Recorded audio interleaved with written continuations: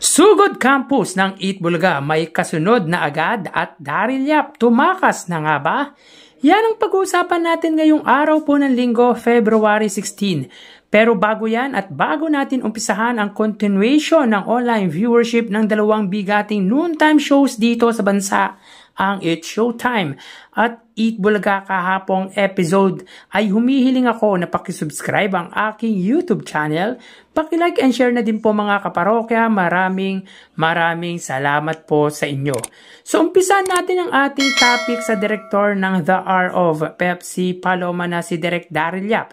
Sa kasalukuyan po ay wala pa pong update sa kasong isinampa ni Bossing Vic Soto sa direktor na 19 counts of cyber libel. Kaya as of this moment mga kaparokya ay tila nakahang pa ang karamihan patungkol nga po dito. But gaano po ba katotoo na tumakas na nga po ang direktor?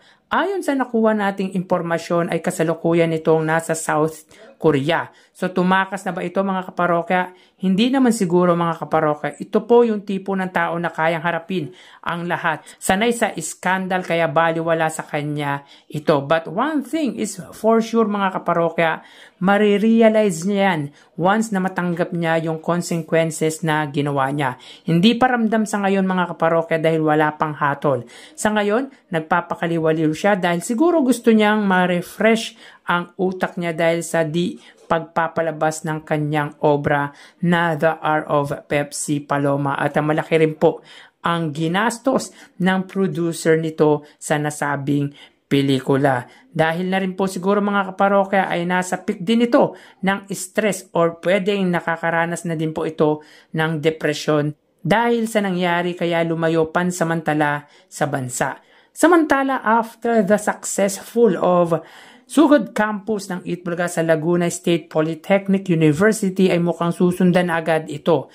Bakit kanyo mga kaparokya? Dahil upon checking sa Facebook page ng Eat Bulaga under TVJ Facebook page ay nagpost po ito kung saan ang tanong ay kung saan ang susunod na Sugod Campus. Ibig sabihin may kasunod na agad ito. Ngunit sa kasalukuyan po ay hindi pa po natin alam kung saan pong campus or eskwelahan ang kanilang pupuntahan. Kayo mga kaparokya, saan sa palagay nyo ang susunod na eskwelahan ang kanilang susugurin? Please comment down below. So tara ating alamin ang continuation ng online viewership ng dalawang bigating noontime shows.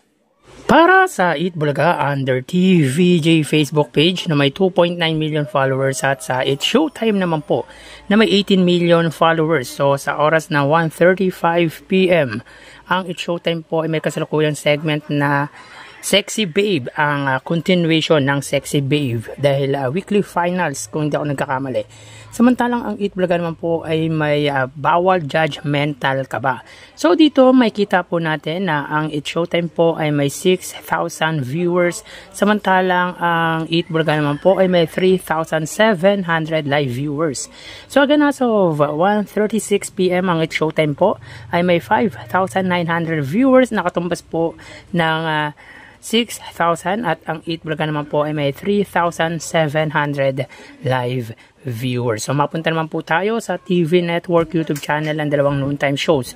Unahin po natin mga kaparokya ang Eat Bulaga under TV5 YouTube channel na may kasalukuyan subscribers na 2.27 million at sa It's Showtime naman po under GMA Network YouTube channel na may 37.8 million subscribers. Sa oras na 1:36 PM, ang It's Showtime po under GMA Network, sila po ay may 18,000 viewers at ang Eat Bulaga naman po mga kaparokya under TV5 ay may 25,000 viewers. So again, as of 1:37 PM, ang It's Showtime under GMA Network YouTube channel, sila po ay may 18,000 viewers.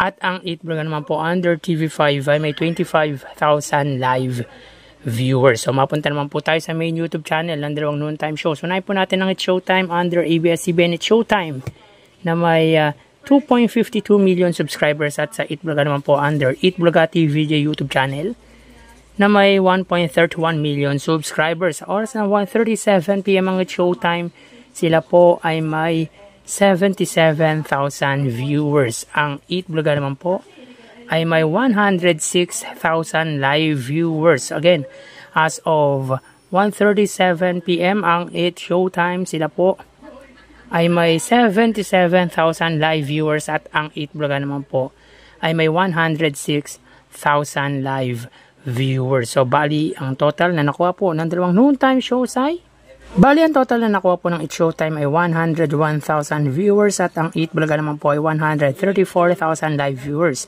So again, ang Eat Showtime ay may 101,000 total views at ang Eat Bulaga naman po ay 134,000 total views. Yan po lumalabas sa kanilang online viewership as of 1:39 PM. At sa Lunes ay matutunghayan nyo na naman ang panibagong ito ng ating online views update ang dalawang noontime shows. Magpapaalam na po ako sa inyo mga parokya. Mag-iingat po tayo. Thank you and God bless.